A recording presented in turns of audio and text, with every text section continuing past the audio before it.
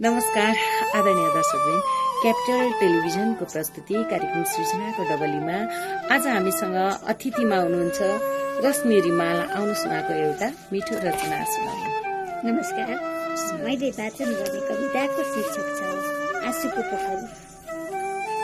अनमोल आनन्दमा परेर अनुभूतिको दहमा डोबेर अमृत पिउनको लागि पनि प्रियसँगको मिलन चाहिँदो रहेछ। आँसुको पोखरीमा डुबिरहँदा एक कुरको नै सही माया राख्न पाउँदा पनि कसैको मायाको रस भरिँदा हरियाली चाहिन्थ्यो होला, हरियाली चाहिन्छ। मलाई पनि जिन्दगीलाई खुसीसँग साट्न मन लाग्छ, मेरो खुसीलाई विरतिसँग गाँच्न मन लागेको छ। तर मेरो खुसी मसँगै रिसाएको छ।